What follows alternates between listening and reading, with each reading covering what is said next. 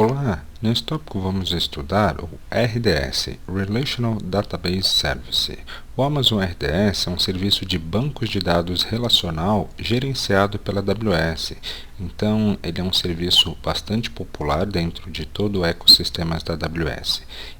Por ser um serviço gerenciado, a gente tem ali uma série de vantagens, elenquei aqui as 6 principais, as quais a gente vai esmiuçar um pouco melhor.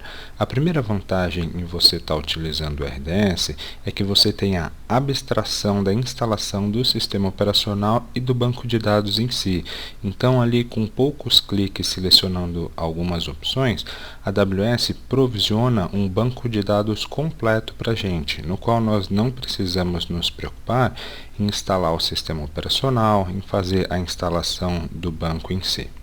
Como uma segunda vantagem, a AWS cuida de todo o processo de aplicação de patches e backups automatizados. Nesse caso, a gente tem uma feature chamada Point in Time Recovery. Então, realmente é uma abstração completa ali do sistema operacional e do software em si. Então, toda a parte de patches fica em cargo da AWS. A gente realmente utiliza nos conectando ali no serviço de banco de dados pela porta do banco em si, como se fosse a utilização, o consumo realmente de um serviço gerenciado nesse caso.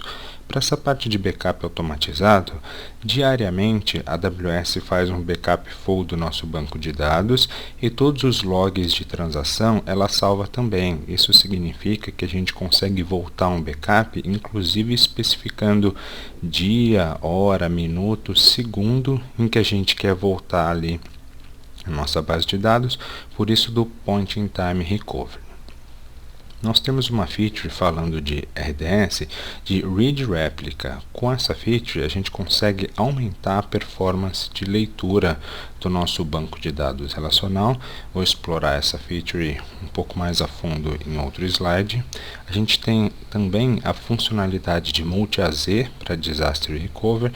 Então aqui o Read Replica vai nos ajudar aí a ter mais performance de leitura e o Multi-AZ vai nos ajudar em características de Disaster Recovery, seria o provisionamento de uma instância em uma outra zona de disponibilidade.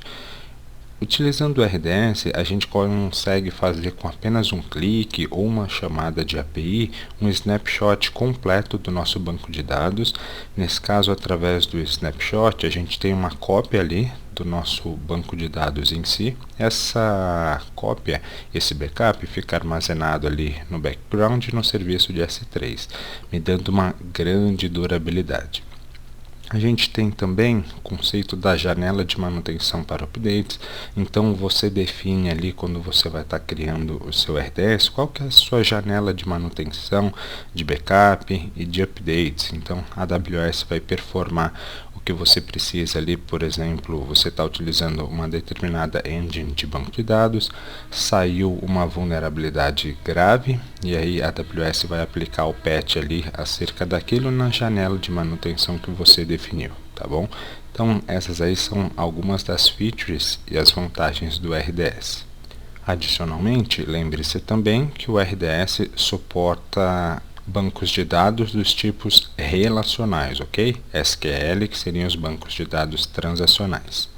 Atualmente temos 6 engines do mercado suportadas pelo Amazon RDS. A primeira delas é o Amazon Aurora, que é um banco de dados proprietário da AWS, bastante otimizado. Nós temos vantagens, por exemplo, acerca de performance, acerca do backup, a parte de multi-AZ, são várias features ali mais avançadas em termos de bancos de dados corporativos. Realmente ele é mais performático para a gente trabalhar ali com massas de dados críticas, em que você tem altos níveis de durabilidade e disponibilidade, tá?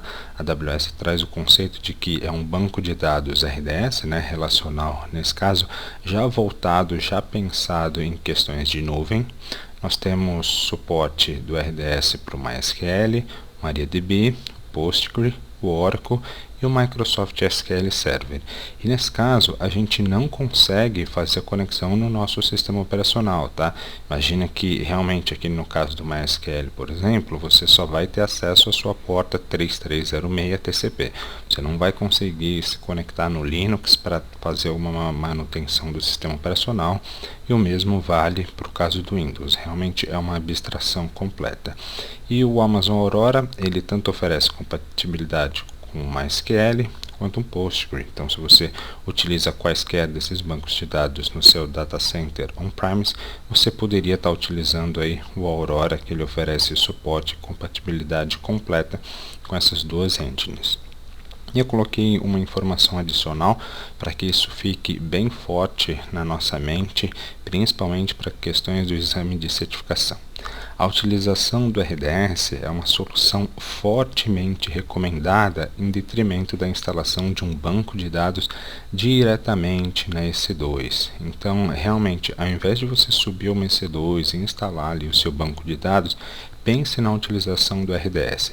Ele é um excelente serviço e por essas questões de abstração do sistema operacional, patches automatizados, os backups, as features de multi-AZ e de read replica são bem mais vantajosas e interessantes da gente fazer uso ao invés de instalar um banco de dados por conta própria ali na nossa EC2. Eu só pensaria nesse cenário, tá?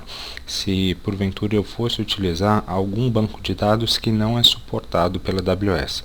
Aí sim, eu vou ter que subir ali a minha EC2 e eu instalo e opero o banco de dados como eu faço no ambiente on-premises, mas a maioria dos cenários e com as vantagens que a gente tem utilizando do RDS, pense realmente em utilizar banco de dados e consumi-lo como um serviço. Entrando mais a fundo na característica do multi-AZ do RDS, tá? Quando o RDS multi-AZ é utilizada, é criada uma instância de stand-by em uma segunda availability zone. Então dá uma olhada aqui nessa imagem que ela deixa mais claro, tá? Aqui nós temos uma instância com multi-AZ configurada. Então, por padrão, quando eu subo ali o meu banco de dados, eu vou escolher algumas informações. Por exemplo, qual que é o tamanho, o tipo do meu banco, a versão de engine que eu vou estar instalando nele, e esse vai ser o meu banco de dados master. Nesse caso, a gente está falando de single AZ, ou seja, ele vai operar em somente uma zona de disponibilidade. Mas se eu quiser uma característica de maior disponibilidade e maior tolerância a falhas, eu vou habilitar essa feature do multi-AZ. Então a AWS automaticamente ela vai criar uma outra instância na qual ela vai chamar de standby, ok? A instância primária replica os dados para standby de forma síncrona. É exatamente isso que a setinha está mostrando. Então, eu tenho todos os meus dados aqui. Minha aplicação está escrevendo e lendo no meu banco de dados master. E eu tenho uma replicação síncrona, ou seja, em tempo real, todo o meu dado está sendo replicado para o meu standby. Isso automaticamente. E no caso de falha da instância primária, é realizado um failover automático para standby, aqui nesse caso baseado em atualização de DNS. Então, de forma transparente para a minha aplicação, se eu perder esse banco de dados, ou seja, uma zona de disponibilidade por completa, a AWS faz um failover para o meu standby, e aí nesse caso o standby ele vai se tornar o master, e a aplicação, pelo mesmo endpoint, ela consegue acessar os dados que estão aqui no meu banco de dados. Então, essa característica de failover automatizado é bastante interessante e é realmente a recomendação quando você está tratando aí um banco de dados em produção na sua empresa. A aplicação de patches e upgrades de banco de dados são realizados primeiramente no standby, diminuindo o seu downtime para um simples failover. Então, essa característica também é interessante, tá? Uma vez que você está trabalhando com multi-AZ, o que a AWS faz? Ela utiliza o seu standby tanto para fazer as atualizações de patch e upgrade e o backup inclusive. Por que ela faz isso no standby? Primeiramente, para que você não tenha perca de I/O. enquanto isso está ocorrendo. E vamos considerar, por exemplo, uma atualização de patch, tá? Ela vai fazer primeiro aqui no seu standby, depois que ela terminou, testou, validou essa questão, você vai ter um chaveamento, um failover nesse caso. Então, essa maquininha aqui vai virar o master, então você vai ter um pequeno downtime, e aí essa outra aqui, nesse caso virou standby, ela vai e procede às atualizações. Então percebe que ao invés de eu ter um downtime aí na ordem de 10 minutos, por exemplo, para estar fazendo uma atualização, eu tenho um failover bem mais rápido, talvez 2, 3 minutinhos, dependendo do banco de dados. E para essa parte de backup também é interessante, porque uma vez que ela fez o backup no meu standby, eu não tive perda de performance no meu banco de dados. Lembrando que a gente só tem um endpoint e a sua aplicação ela só consegue ler e escrever no master, ok? Então qualquer coisa que eu vier a fazer ali no meu standby, eu não vou ser afetado em termos de performance, por exemplo, essa questão do backup em si. E você não pode esquecer, Multi-AZ é para aumentar a disponibilidade como estratégia de disaster recovery. Então aqui a gente está falando em aumentar a disponibilidade para a sua aplicação, porque se eu perder o master, eu vou ter um failover automatizado aí para o meu standby, tá bom? Então, para uma característica e para uma estratégia de disaster recovery, com certeza eu vou pensar e eu vou habilitar a feature de Multi-AZ. Já a característica, a vantagem de Read Replica, ela tem um outro propósito de uso em si, tá? Quando o RDS Read Replica é utilizada, é criada uma instância com função de leitura para uso das aplicações através de um novo endpoint. Então, vou repetir. Quando utilizamos Read Replica, é criada uma nova instância. Aqui está representada por essa letrinha R de Read Replica, e essa instância em si, ela tem um novo endpoint. E aí qual que é o funcionamento, qual que é a característica em si, tá? Nota aqui que eu tenho a minha aplicação vai continuar fazendo consultas de leitura e escrita aqui na minha instância master, no meu banco master em si, e eu tenho agora a capacidade de fazer consultas de leitura em uma nova instância, tá? Essa instância seria a minha instância de Read Replica.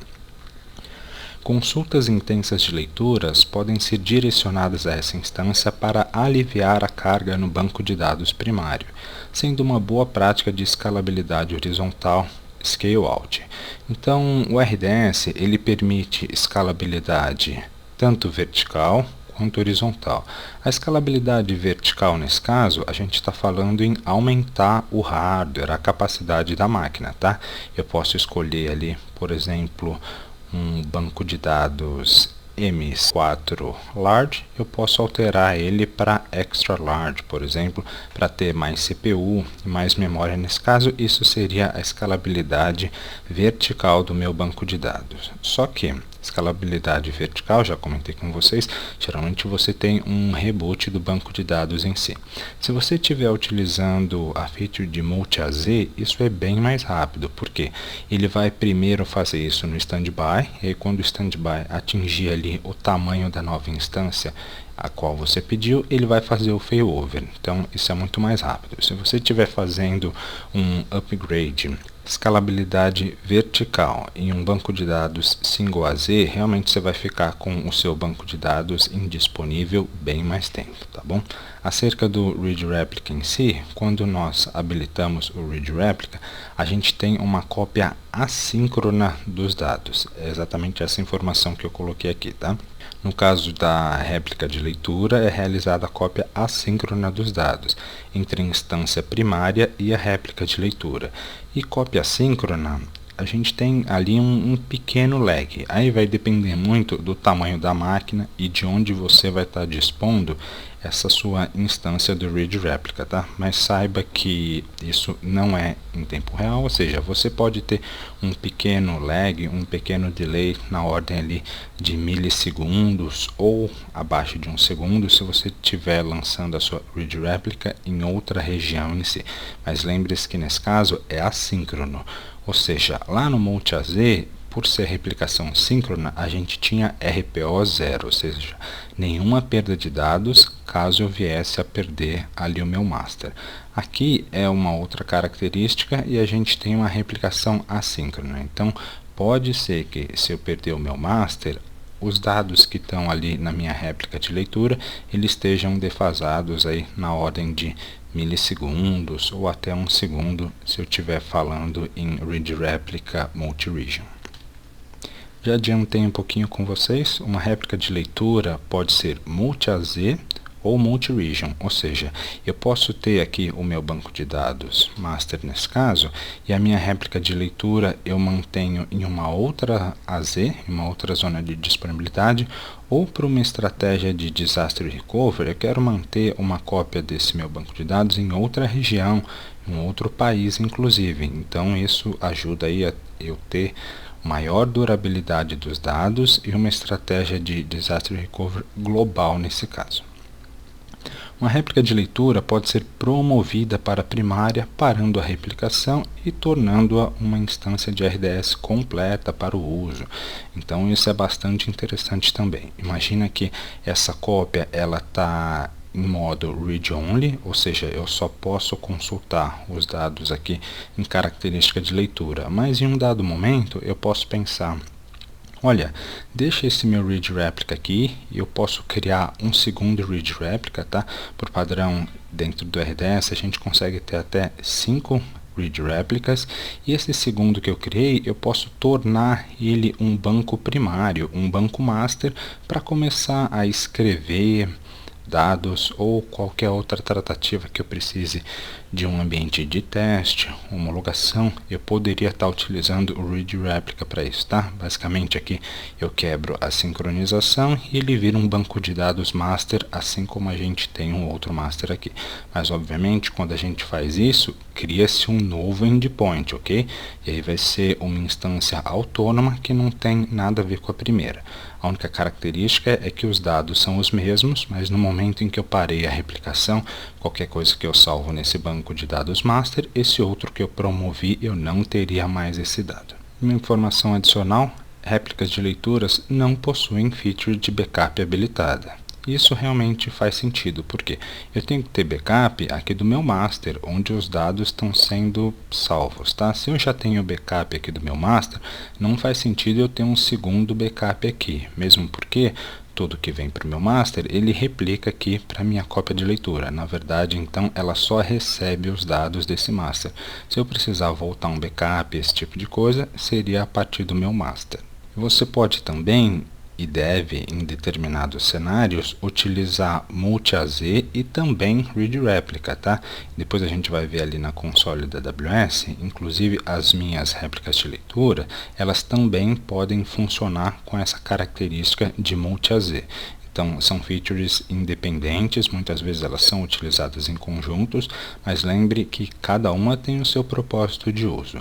O multi-AZ vai nos ajudar em alta disponibilidade, high availability, ou seja, se eu perder uma instância, ele faz o failover automatizado para uma segunda, e o read replica vai me ajudar a escalar horizontalmente, ou seja, se eu tiver uma consulta muito pesada ou muito intensa ali de leitura nos meus dados, na minha aplicação eu posso criar uma lógica, por exemplo, os meus relatórios de analytics, de vendas, qualquer consulta mais pesada, uma join em várias tabelas, eu posso apontar isso para o meu read replica, não onerando os meus dados de produção. Mas lembrando que essa escalabilidade horizontal, ela só vai valer nesse caso para dados de leitura, porque esse novo endpoint do meu read replica, ele não vai suportar escrita em si. Dá uma olhadinha aqui que escrita só suporta o meu master. Então são essas as informações que eu gostaria de sincronizar com vocês acerca do read replica. Obrigado por assistir, nos vemos no próximo tópico.